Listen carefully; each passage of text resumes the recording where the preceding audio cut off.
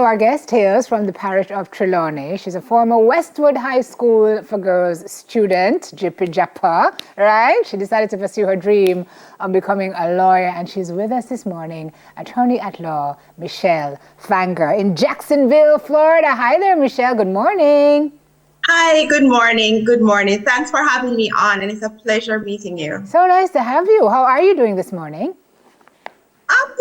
I'm good. Grateful I'm alive. It's always a blessing. Yes, ma'am. Tell me about that.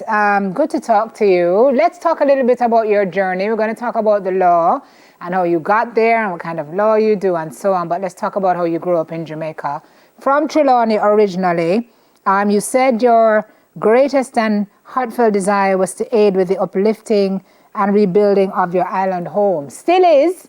But tell me a little bit about growing up here in Jamaica, in Trelawney. Well, it was, each time I go back to Jamaica, I look at it and say, oh man, the children now are missing out. Because it was such a beauty growing up where I grew up in Hague, because it wasn't as developed as it is now. So I remember as a child, we used to have a lot of bushes.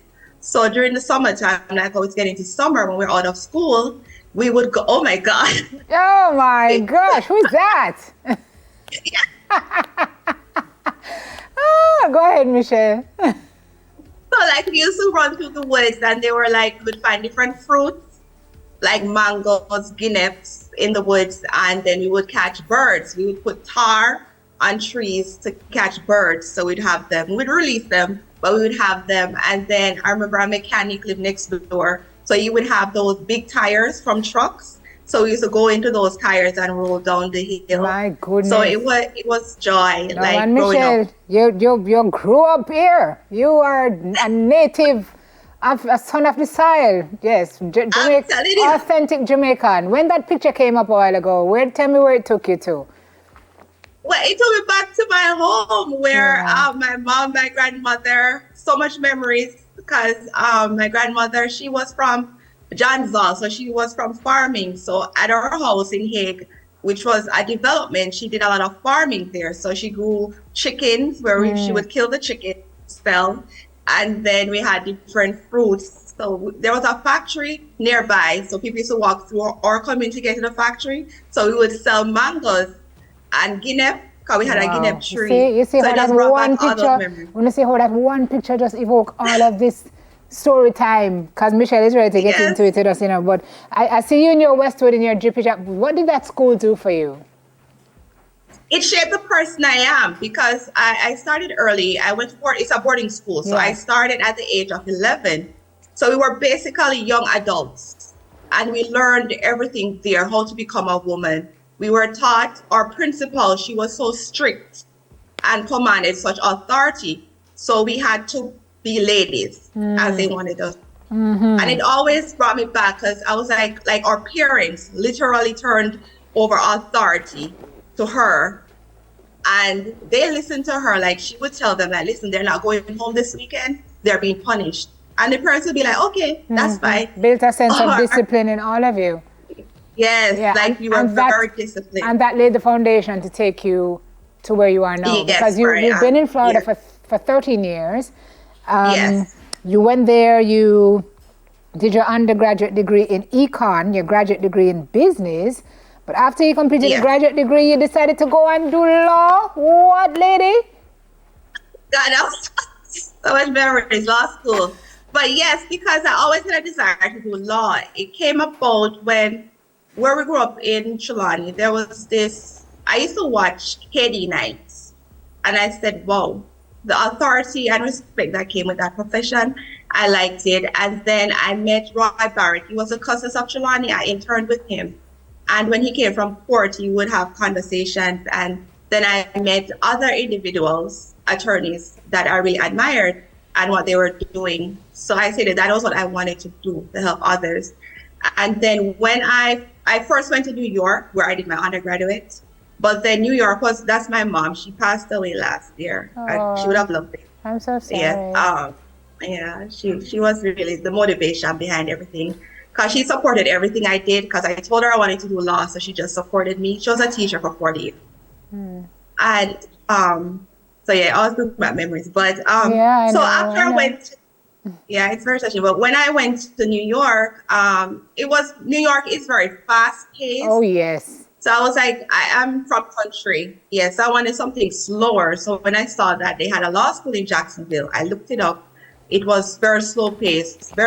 It comes like, to me, it's like Jamaica, very slow paced. You want excitement, you get it. So that's why I relocated here.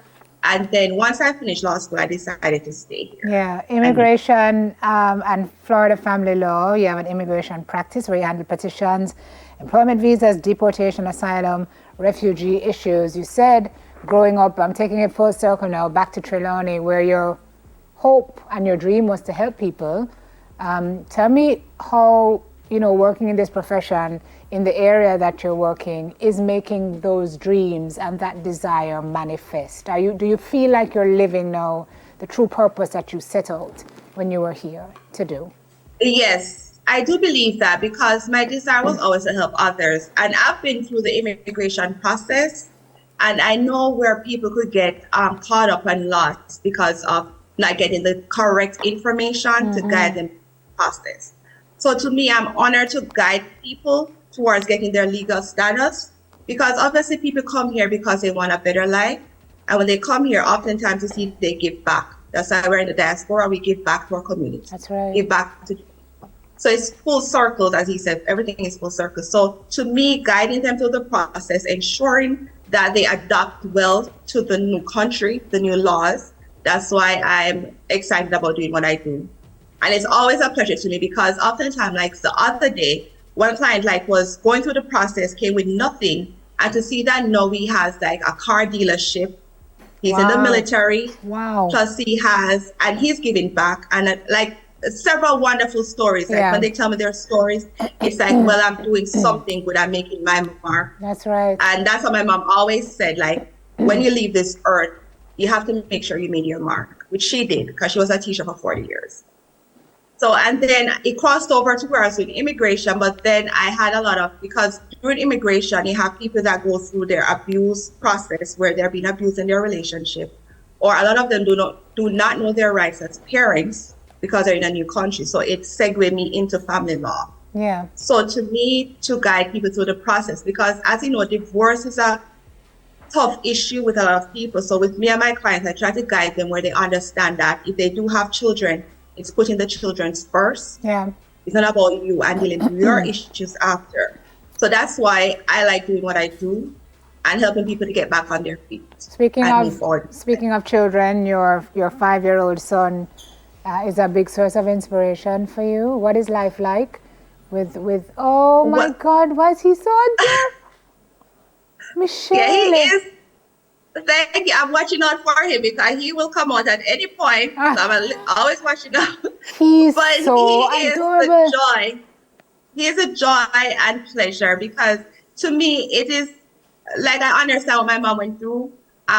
Because seeing him grow every day, learning new things and his adventure is very exciting. So I'm honored to come home every day to be with him. Like I scale back because I say I wanted him to have moments with me. So he's always have the memories. So I Yes, say getting ma'am. him all the toys, spending all this unnecessary money is not important. It's the Yes. time. So Ah, he gives joy. Michelle, it's speaking to He's my always soul looking this at me. morning. You're talking to my soul this morning. Yes, memories are, are the real currency, folks. It's not money.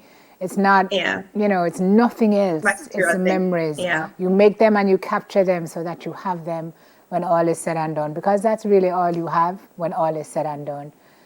Michelle, we're proud of you. Thank you for, Thank you. flying our flag high in another Yeah. country, but you're making your mark and you're making sure that Jamaicans can assimilate and adjust and live good lives or better lives, Yes. when Great they head lives. to where you are. So we appreciate you for that, and we wish you all the best with your business and with your Thank you. continued purpose to keep changing and touching lives. Thank you for checking in with us this morning. Thank you for having me and have a wonderful day. I'm sure you want to pick up some folks in Trelawney. Quick time before we go. Quick. Yes, I want to pick up my best friend Diane and my godmother, godfather, Mr. and Miss Chen. They're there. And all the teachers at Wakefield Primary. I went to Wakefield Primary School. So big up all the principal, Mr. James. He's doing a great job. Love you all. And I do appreciate all you're doing. Thank you Thank all. you so much. And my church, the Famous Seventh-day Adventist Church. Yeah, you can't left out the church lady. Them are going Yes. proper wigs. Thank you very much, Michelle. It's how Jamaicans come alive when you ask them to send greetings. It's like them just like, oh, I'm not alive. Michelle just came alive immediately. Attorney at law with our Diaspora check-in this morning, Michelle Fanger. That's it for our Diaspora check-in for today.